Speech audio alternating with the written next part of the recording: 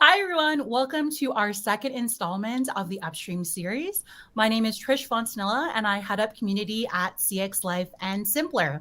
And along with my co organizer, Melanie Sen, who is the director of go to market strategy at Social Live, we decided that this month's theme would be redefining CX. So, what does that mean? For us, redefining CX boils down to how we value people. Gallup released research on the importance of emotionally loyal customers and how retailers could see a 32% uptick in visits to stores. And those same customers will spend 46% more than those without emotional bonds. It's a good reminder that employee experience matters. Your customers aren't bonding with bots or logos or software, they're connecting with the empathetic humans at your company. Redefining CX also means valuing customers and not compromising on experiences.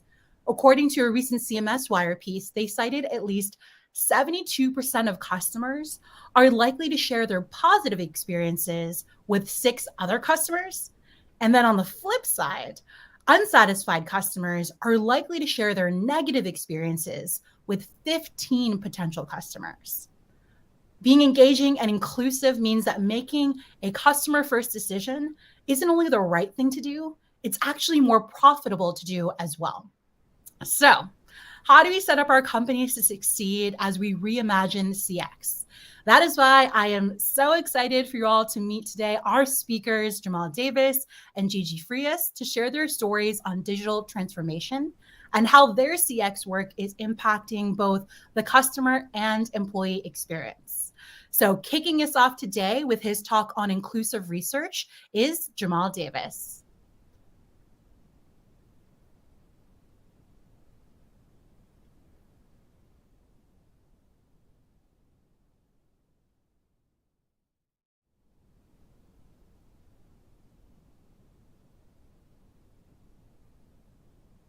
Hey everybody, how's it going? My name is Jamal Davis, and I am a CX manager and and Elise based out of Pittsburgh, Pennsylvania. I'm very excited to share some of our best practices on what is inclusive design and how can you do it. Can you please go to the next slide, please? And this is just an overview of the topics we will actually be covering today. So, what exactly is inclusive research, and how does it fit into the actual design process?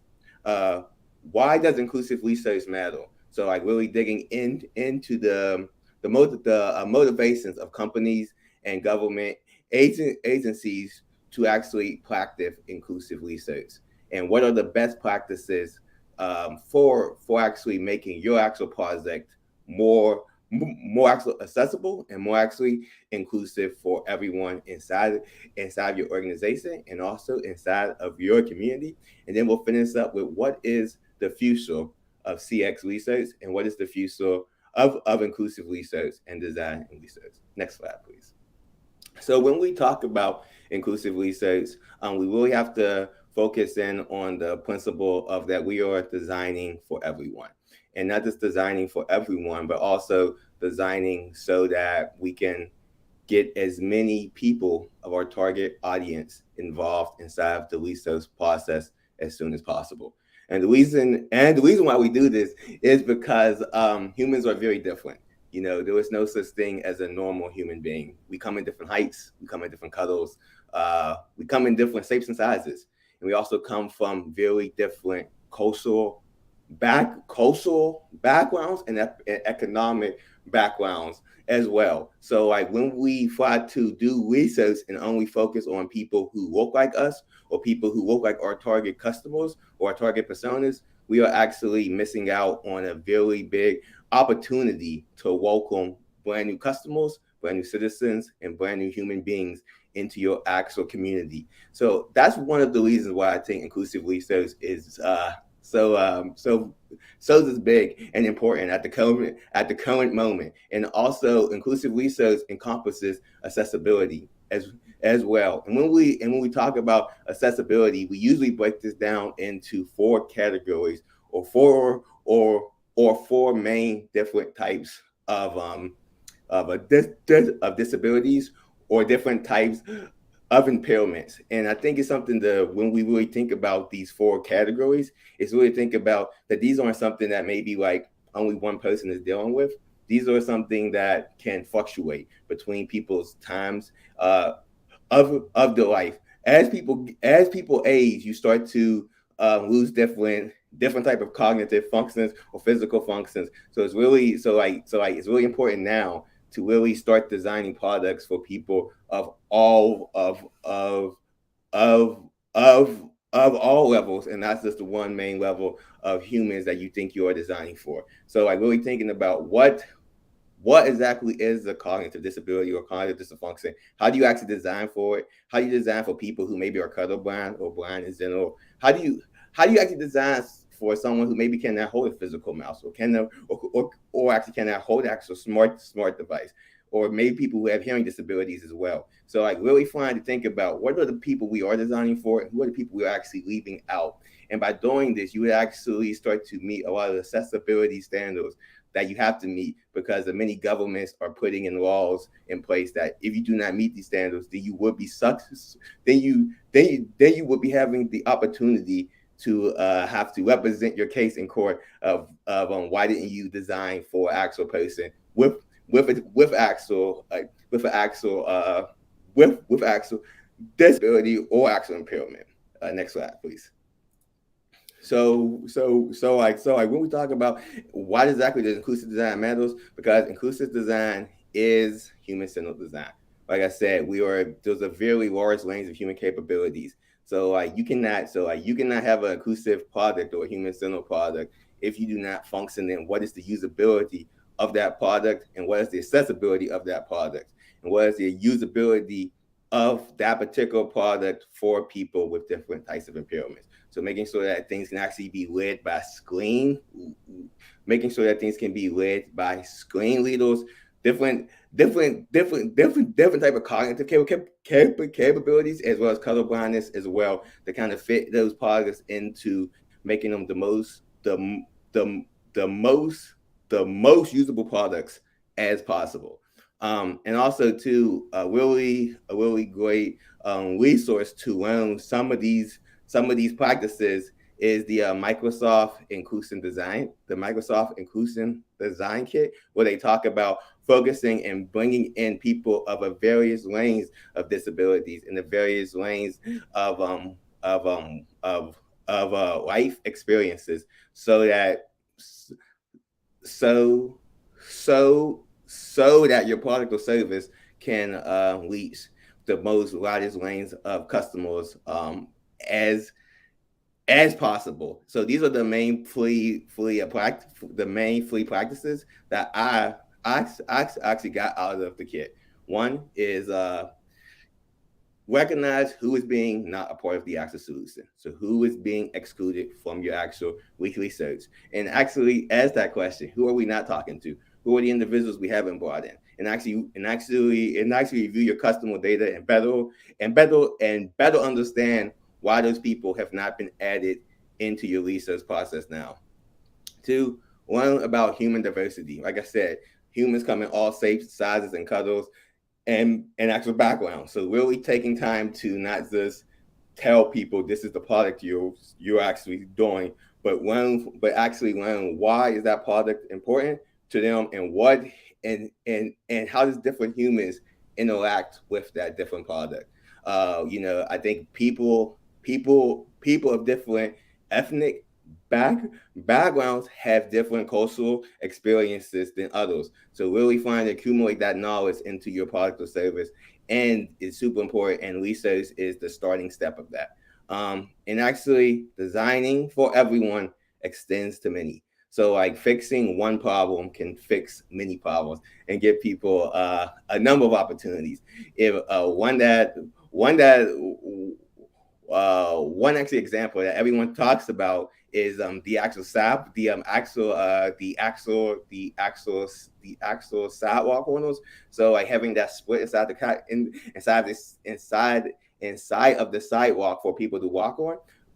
It actually helps it actually helps a whole bunch of people, not just people who are inside of who not just people who are inside of different types of wheelchair devices. You know, it can help. It can help somebody who maybe just is older and they do not have the ability to step up on top of a sidewalk corner. So like really trying to extend out and think about how can we solve one problem that can actually extend out to many people. Next class, please.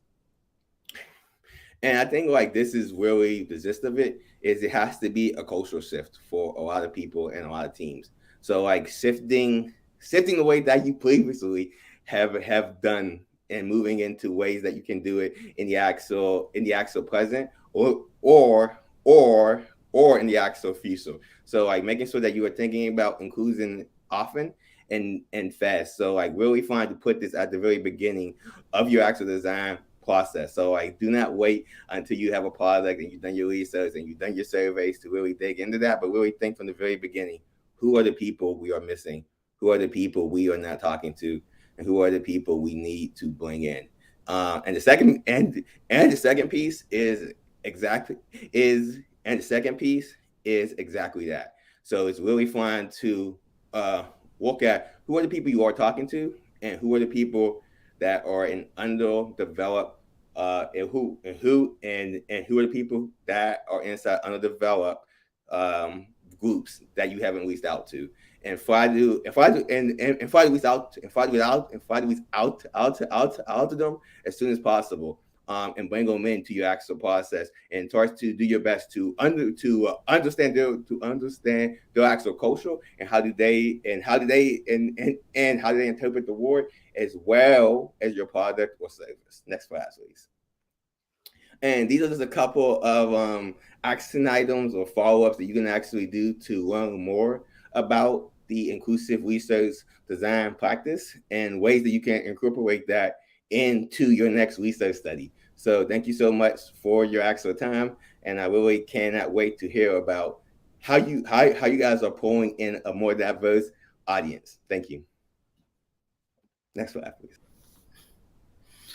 Awesome. Thank you so much, Jamal, for that. I will say there's a bunch of awesome resources on his last slide. So we'll be inclusive of that when we do our recap blog post. But it's funny, before we went on air, we were talking about another event I had where there was someone that was low vision. And this was in the before times. So back in the day when we used to go to events and there used to be that person in the back that was like waving you down and did 5 minutes, 2 minutes. And this person couldn't see hands all the way in the back of the auditorium. And so he was like, sometimes colors help or like seeing visuals. So what we did is we actually used construction paper of different colors to cue him up. And it actually was helpful to other people that were speaking at the event because they're like, yeah, it's so much easier to see the different colors come up and those sheets of paper to go up than see someone's hands. So it kind of reminded me what Jamal was talking about, these different crosswalks, having these people at the beginning as we're developing things and making things more inclusive, because it will just not only be helpful to those folks that we're working with, but also be helpful to other people as well that we wouldn't even have thought of at the beginning. So thank you so much, Jamal. That was so awesome. Our next talk before we get into the Q&A is Gigi Frias, and she's going to talk about how she's worked with CX and transformational design and how it's impacting companies. So Gigi.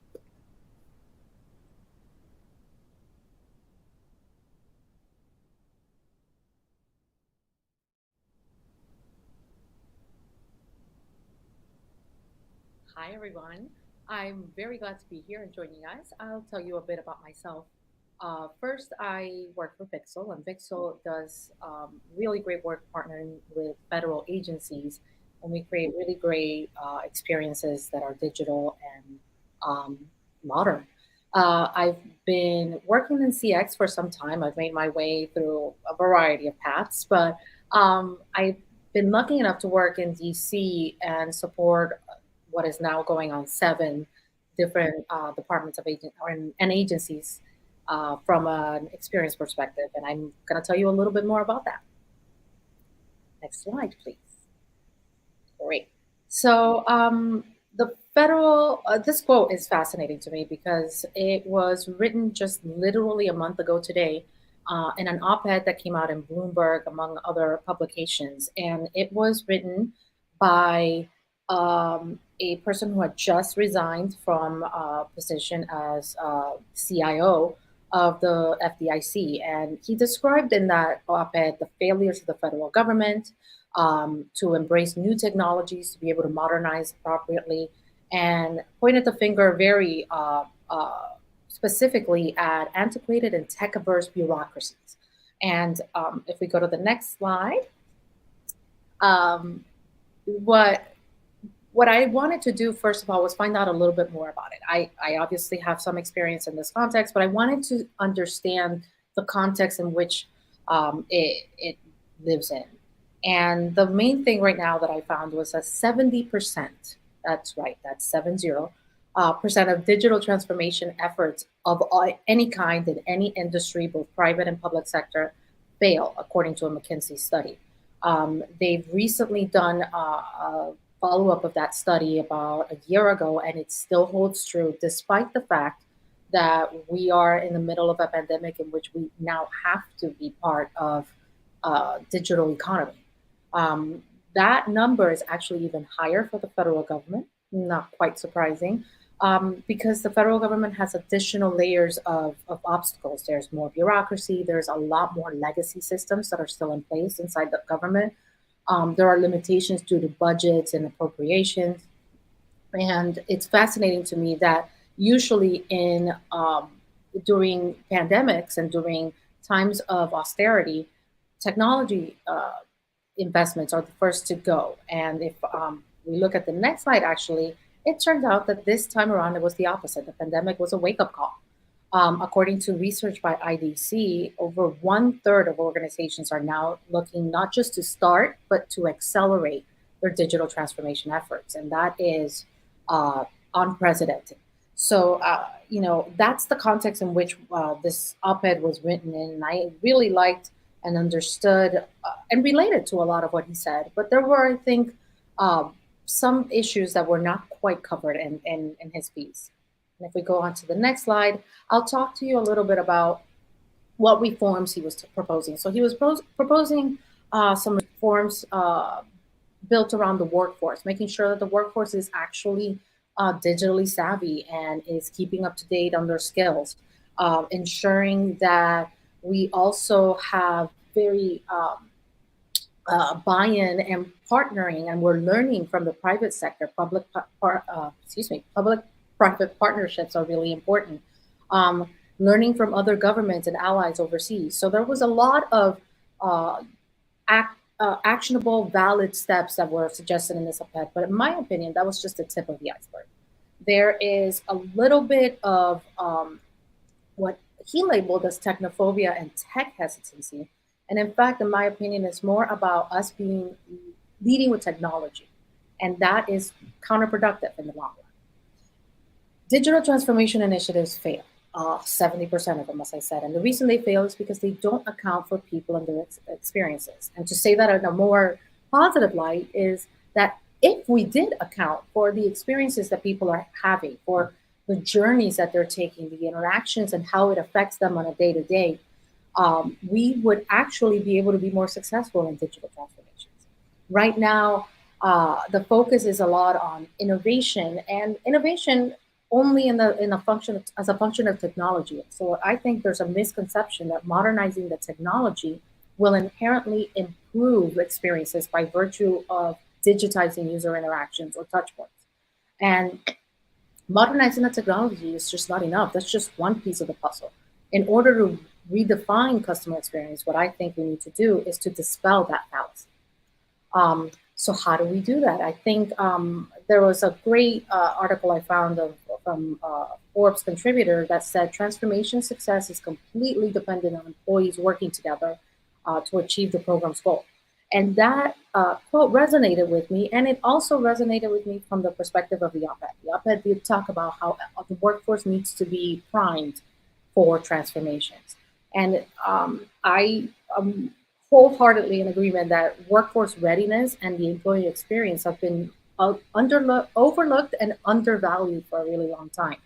So what exactly does that mean? I think that there are two major components of modernizations that are overlooked from the experiential side of things. Obviously, employee experience. That means we need to invest in the workforce. We need to make sure that we're supporting frontline workers with what they need, not just technologically, but personally as well. Make sure they have the right opportunities for training and understand why they're doing what they're doing, why the processes might be updated and changing. Incentivizing them to remain modernized and to remain engaged in the process. But that is essentially the bedrock upon which we're going to build customer experience. And there's a few studies that came out of Harvard almost 2 decades ago now, but still holds true. It's been updated quite a few times. That there's a strong positive correlation between the employee experience and the customer experience. And that's something that I think most people just don't usually put together. A satisfied workforce, satisfied employees who are happy, who buy into the products they create, who understand why they're creating the products and how their products actually impact the people that use them, actually inherently create better satisfied customers on the other side. If we go to the next slide, I think this is sort of my conclusion, if you will. In order to achieve the goals of digital transformation, organizations have to just uh, redefine not just the employee experience, but also the customer experience. And we need to stop thinking about these things as technology, but more as experiences. What are the interactions? Why are those interactions occurring? What's beneficial and what isn't? So how do we write this ship? How do we make this 70% failure rate not a much lower rate? There's quite a few other uh, suggestions out there. There's plenty of reforms that have been proposed, but I have four in particular that I think are the most salient, at least in order to begin to change the conversation and redefine it. The first of those is journeys and readiness, and it's about the present. It's about where we are now, understanding the current experiences, and the organizational maturity. Is your group, is your organization ready to make these changes, to commit to new technologies, to change the processes and the ways they've done things?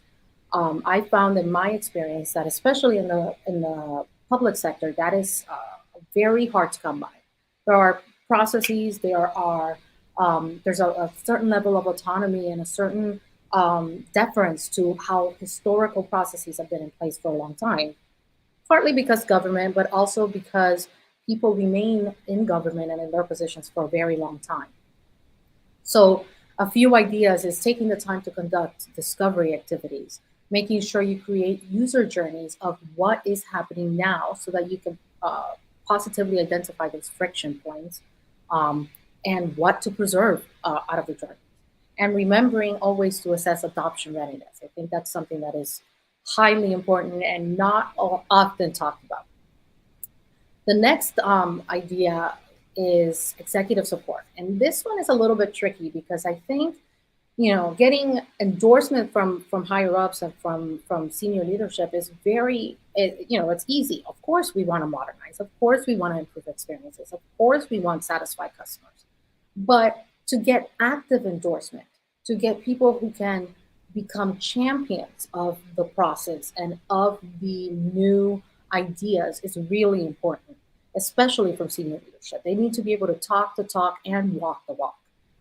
Developing governance programs. So in a recent position I was in the federal government, one big frustration that we had was that we were given the mandate to create digital strategy and start implementing it across the entire agency. But we weren't given the tools with which to enforce those strategies. And that is really important. Us simply defining how the strategy should happen, how new technologies and new processes needs to be implemented is not enough. The the senior leadership needs to be fully committed and give people and leaders the tools so that they can enact the plans and act independently and be able to be productive. The third one I like to call agency and autonomy. And That is more about empowering users to own the processes and own the experiences, and that goes for both the employee side as well as the customer side of things. You have to engage customers early and often. If you start asking questions and doing some of the research that Jamal was talking about from the very beginning, people become more engaged in it. So that making sure that you have a diverse stakeholder group, that you're talking to all the people, whether they seem like minorities or not, is going to be beneficial in the long run. Creating mission statements that people can rally around and that everyone can sort of champion together is really useful as well. And my last point is predicting change. And this one I left for last because I do think it's the most important and the one of the least attention getting, if you will. Managing change is hard. Nobody likes change, and especially when you've been doing work for so long in a very specific way. It's also difficult to have outsiders and strategists come in and tell you that your job, the way you've been doing the work you do, is not efficient or it's not right or it's not productive. It's also about mitigating those disruptions that it causes. Change causes disruptions. In order for us to start doing things differently, we have to take the time to learn how to do things over again. We have to change systems and learn how to use those systems. And additionally, there may be lag in adoption. For example, if we were to today implement a new technology to apply for, I don't know, home loans as an example, and up until today, those home loans were purely a manual process. So I would fill out an application on the, by hand. I would go to my bank and deliver it to my teller, and we would have a conversation. He would take notes. He would ask for additional documentation, and then he'd be off on his way to determine whether or not I qualify for that loan. That is a very, very personal interaction. And that interaction is going to be difficult to break and change. I feel heard. I feel like this individual, this representative, is working directly with me in order to help me gain this loan. The loan officer feels like they have control over the experience and over the interactions. They can choose what to reveal, when to reveal it, and how to support their client. But now, if we were to digitize this entire process, that the connection is lost for one, and additionally, now that loan officer has to learn how to use the program on the back end, how to be able to access all the information. I, as a user, now have to be able to upload all this information into a system that I've never worked in before. What if I have questions? Who do I reach out to? Where does that one-on-one connection happen? So these are the kinds of things that have a lot of impact and are sort of the initial steps, in my opinion, to start redefining CX and being able to positively change the effects and the results of digital transformations. So now I'm excited to hear your questions, and hopefully we can have a lively conversation. Awesome. Thank you so much, Gigi. All of that is like the reason why I love journey mapping so much. So I'm sure there are other people in the audience are like geeking out of all the things you were talking about. We have got a bunch of questions. I was scribbling some down as well. So inviting Jamal and Gigi back for the conversation again. Thank you so much for sharing your presentations. And now we're going to grill you on all the things you talked about are wonderful, but how do organizations, how do we really drive and have the right tools and make sure that all of this stuff is happening in at our companies? So Jamal, I just want to kick it off with you. I know you listed some resources. Again, we'll share those in the blog posts as well. But during the process, as people are doing research, because there's that early piece where you do the research, but making sure and measuring that inclusivity is happening throughout the process. Is there something that you recommend to test or measure, whether it's a product or, if you don't want to mention a product, some sort of tool people should be using as they're thinking about making their efforts more inclusive? I really think it really depends. You can pretty much use the tools you currently have, and it's really based on how you use them. So like when you are building like different types of different types of customer panels inside of whatever your survey tool is, really digging down and looking at those segments and looking at those people you are pulling in. What is the female to male numbers? What is the demographic like actual breakdowns? And like I said too, like have you talked to anyone with disabilities? Have you talked to a blind user? Have you talked to a visually impaired user? Have you pulled in uh, any type of senior citizen users? So really fun to just like look at who are we excluding, and just use that as your argument. And also too, especially on the accessibility end of things, it's really important to pull them in, because of like that will help you be able to actually defend yourself if there is a lawsuit, or if there is a issue that your actual website is not keyboard accessible, and if it is actually having some form of actual discriminatory practices that you might not be aware of. So really fun to look at your current data sets. Who are the people you are working to? Who are the people you're actually listening to as your customers and your clients, and who are the people you're not. So I would definitely say that's always the best tool, is to really go through and see who are the people we are not pulling into our research process. Yeah, so even to dive a little bit deeper, you talked about surveys. Are there certain question formats that are more accessible than others? Yeah, I think there's definitely certain question formats that are more accessible than others. And I think it's also how you actually design the question and giving the actual community the opportunity to self-identify. Like I said, every human is different. So every human has a different experience, and also has a different different cultural background. So being aware of that, and making sure that when you are actually collecting all any of your demographic data, that you are actually letting people identify how they are actually how they want to be identified. Like, or giving them the option to if and or. Like I know a lot of people would say like they identify as black, but if you ask someone who like maybe older, they would say I actually identify as African American. So really being able to create the conversation, and learn from how do your users want to be identified as. And that kind of goes back into that, like really learning human diversity and learning the different levels of it. Like, someone who may be black and 17 male might have a very different experience of someone who may be like mixed and 47 years old, and actually lives inside of a rural area and not a city. So really trying to pull together as much data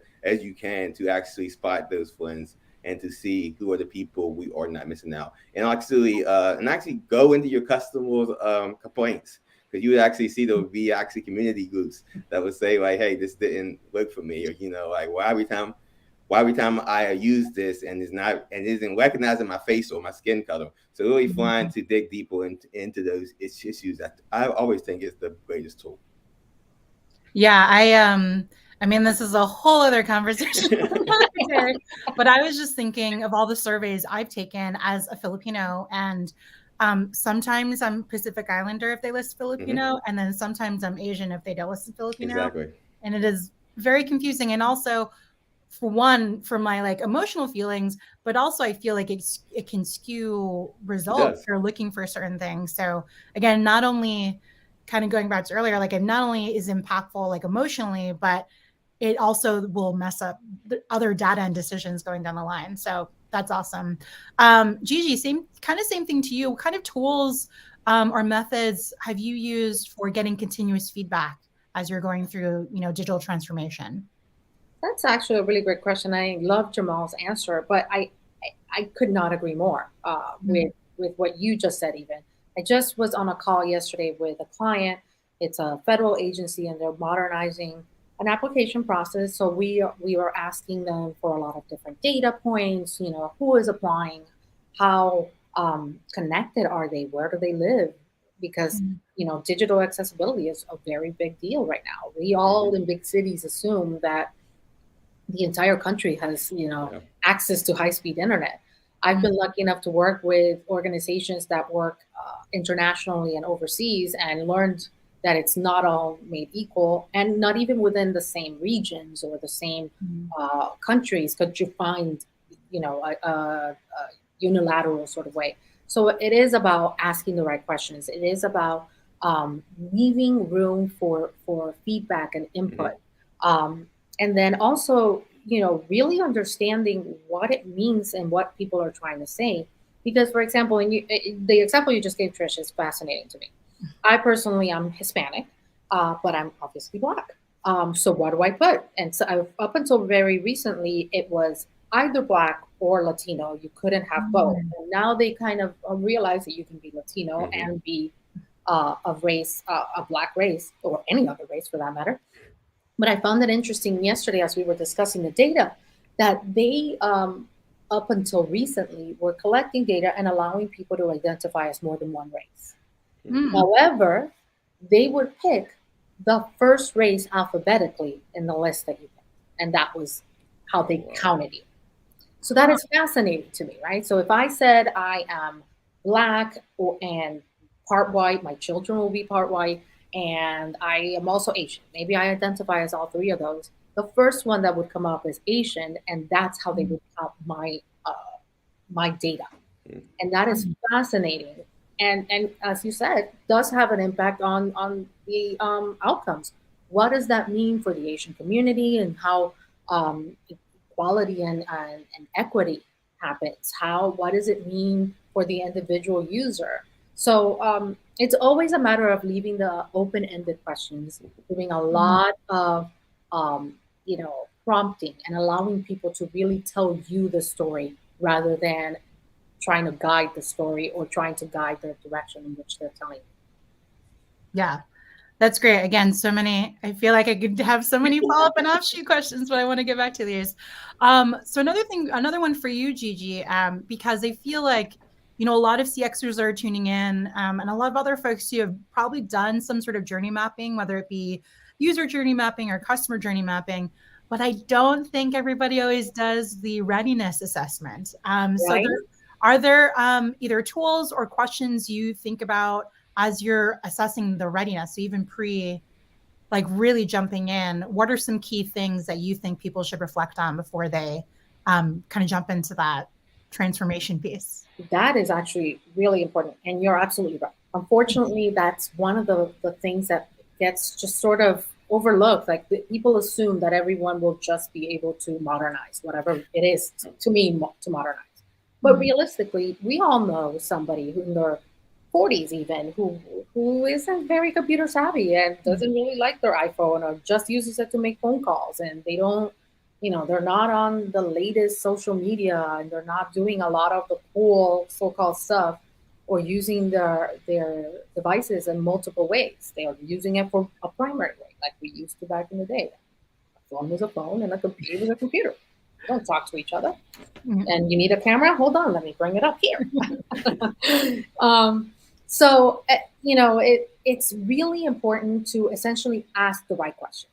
So, internally of your workforce, start assessing, start asking them to take trainings perhaps to kind of be able to sort of level set where people are in the moment. Mm. Um, Additionally, give them the tools to be able to actually, expand and learn on their own without the pressure of everyone being in a classroom or feeling like you're being graded in some way. Um, in terms of the public, I think there's a lot you can glean from analytics, data and analytics. What kind of devices are you accessing our websites and apps on? What internet speeds are you using? Where in the world are you located?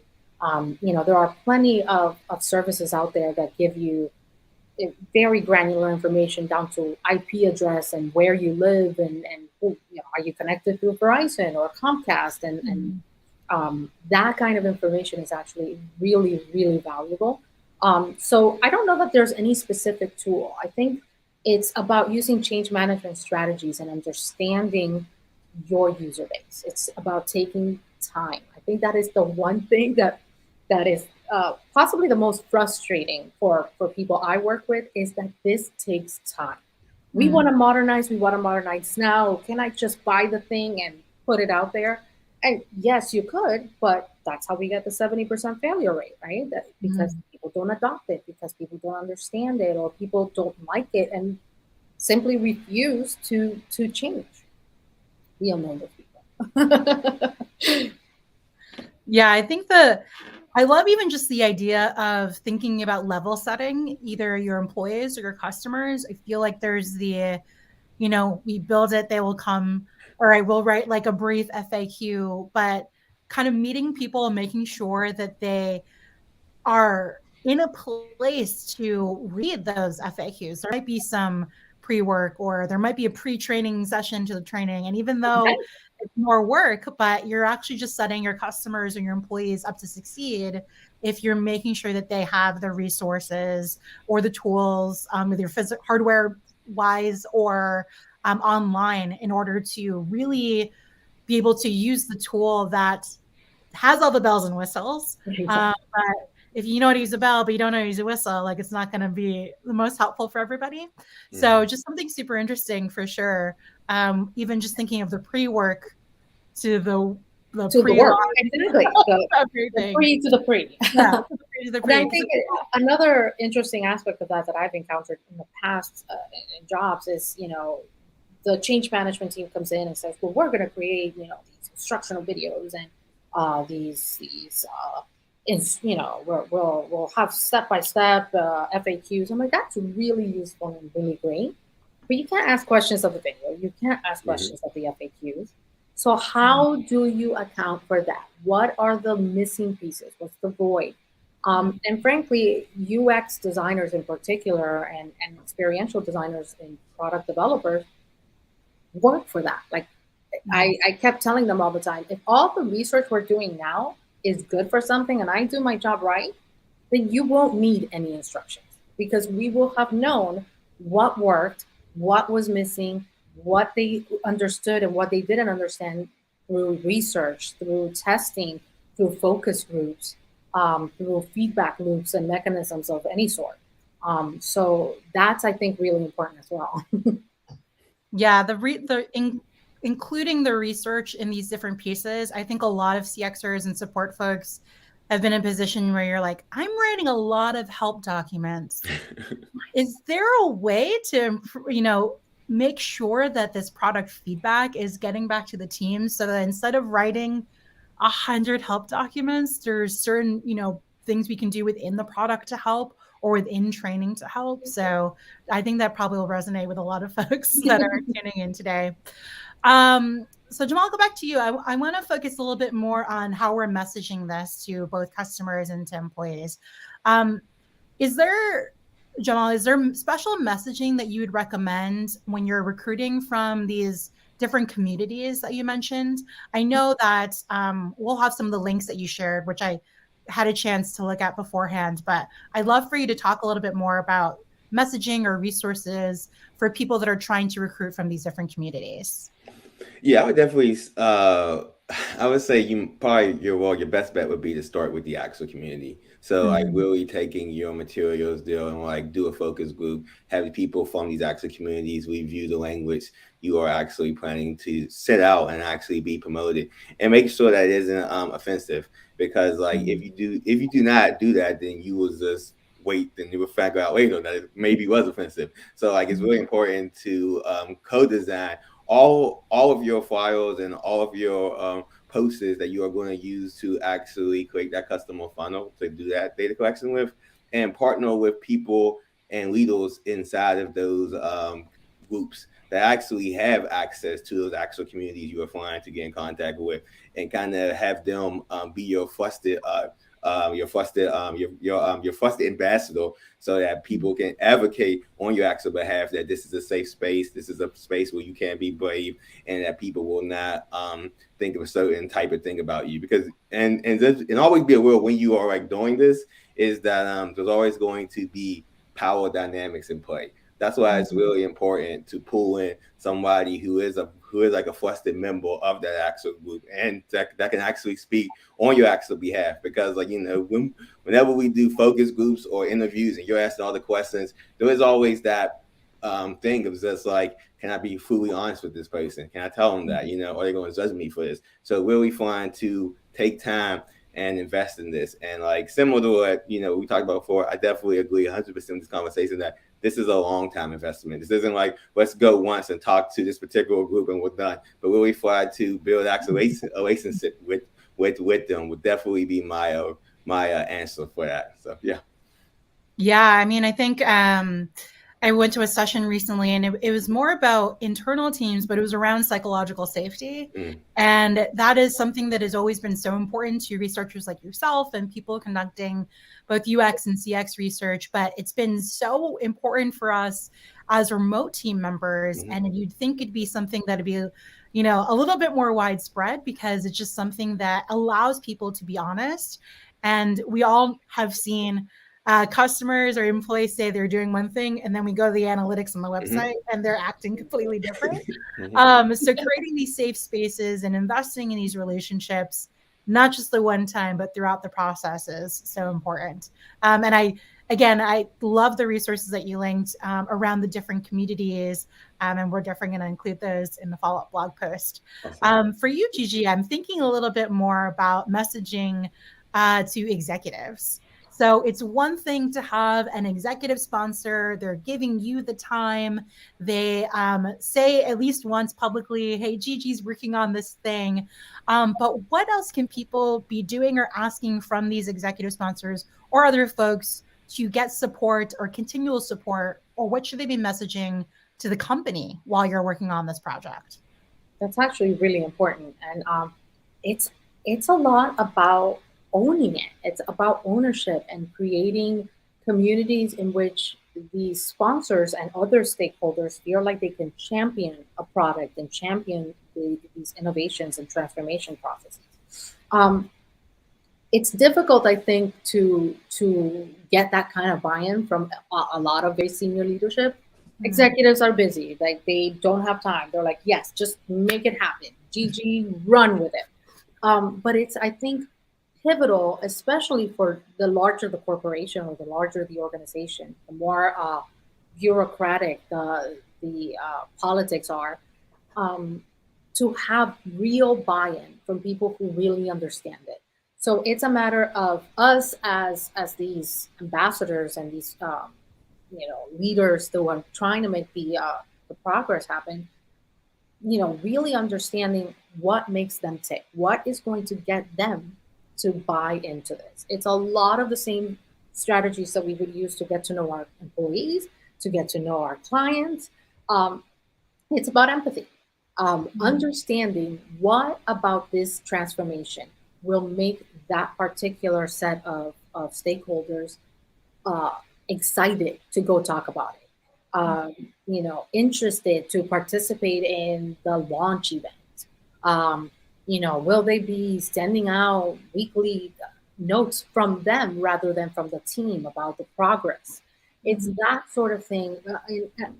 In addition to kind of creating a mission, like you have to create a mission that the entire team can rally behind, but then find ways to make that mission feel personal to individuals. And I'm not going to say it's easy. It is certainly challenging.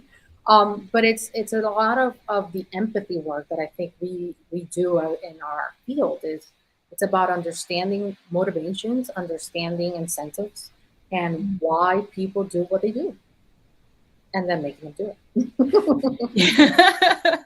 Yeah, totally. I mean, I think it is when I'm doing journey mapping, I always like to have that empathy map as well, because I feel like people identify more with that. It's one thing to say like, hey, go do this. But if you say, hey, if we work on this thing, it'll make this product, X amount of percentage easier for that person who has a family or who's working on their team. I always, say like, this is the hero. My degree, have no tech background before getting into tech, was writing. And so for me, it's always like, how do we make our customer the hero of the story? And it's all about telling their story and being better at telling stories. I think sometimes we're like, can you just do this? And if people don't know the why, it's hard to connect all the dots together. So that's super important. I love let's make sure everyone understand what their motivations are, and then also tie it back to kind of the empathy and the emotional piece as well. Exactly. Let me see what other questions had come in. Jamal, this is another quick one for you. Are you seeing that, as we're thinking about accessibility and we're thinking about different tools that you use, are you seeing that the tools themselves are becoming more accessible, or that they're working on some of this inclusion work? Or are you finding that it's more like the practitioners that have to make the tools more inclusive? Like, are you seeing That's a really good question. them adding things and making it easier to be inclusive, or are you finding that you have to do it more yourself? Um, I think a lot of tools have come a really long way when I think about like SurveyMonkey and like Courselex. They do have really great practices for being accessible. But I think even though the tools have come a really long way and do not really have value, the reason why they are is because the practitioners advocated for that value. So I think we cannot just allow the tools ourselves as the practitioners who are actually utilizing these tools. If they are not accessible, and if you find accessibility problems with those tools, and if you're trying to do things that you can't do, then lease out to your apps. Really have those conversations. Really push those people. Ask them, when is this like going to be on the product roadmap? When are you guys going to add like actual diverse customer, a diverse customer panel base? Can I be able to filter based off of race and gender and things like that? So really like push your actual tools and your actual provider of those tools to actually have the best inclusive practices. I think is the only way that we will always be moving forward. So yeah, and that's kind of like a double in the answer, but that's definitely what I have seen over these past few years. Yeah, I mean, I think that is, I don't know about other CXers out there, but I try my best. Anytime a company sends me a survey, I try to like karmically do it so that I put that energy back into the universe, because we send out surveys and it's always great to learn about that. But we talked a lot about holding ourselves accountable and being accountable to our customers, but also as an industry, making sure that we're moving forward together and making sure that we are suggesting and sometimes holding products feet to the fire to make sure that they are moving along with us, because it can be, I think we've all, can probably nod our head as far as what's a workaround or hack that you've had to do in order to make something more inclusive, when you know that this has got to be feature. Like, I can't be the only one that's trying to do this thing. So yeah, I definitely, that's definitely an important piece to kind of end on as far as holding each other accountable as well. So before I wrap out, I want to thank Jamal and Gigi again. Is there ways for people to get in touch with you if they have questions or want to ask you to speak in an event or want to connect with you around something? So I'll start with you, Jamal, first. Yeah, LinkedIn is the best way to contact me. As we saw on LinkedIn, I'll definitely follow up if you want to have a virtual call and just go over some of this stuff, learn more about accessibility and inclusion. I would love to chat. So yeah, that's definitely the best way to reach out to me. And please personalize your LinkedIn connect to Jamal. This is my thing. Yes. I have to say at every event. Gigi, how about you? How do people get in touch with you? Same. I'm on LinkedIn and I'm fairly active. I may be a little bit obsessed right now. So you can always message me, Gigi Frias, and I'm also started tweeting a little bit more again. I used to do it before and then got angry at the Twitter. But I'm a GoodGov CX. Feel free to send me a message or retweet something or whatever it is you feel like doing.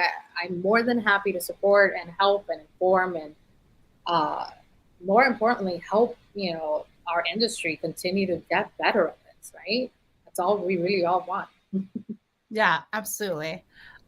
So thank you all, those folks tuning in today. Thank you all for coming today. Thank you again to Jamal and Gigi for sharing. I know we talked a lot about your specific industries, but there's so many things that you talked about today that are inclusive of other folks as well and companies.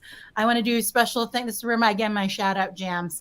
So special thanks to Jessica at Simpler, Elisa and Casey at CX Life, Melanie and Dara over at Social Live, I want to say it's so wonderful and inspiring to work with these teams that are committed to continually highlighting, amplifying different voices at events like these. We hope to see you in Q2 for our next Upstream Series event. That'll be announced very, very soon. In the meantime, you can follow the hashtag Upstream Series on Twitter and LinkedIn, and we'll have a recap blog post and a video with captions online later this week. Otherwise, see y'all again and have an awesome rest of your day. Thank you all. See you.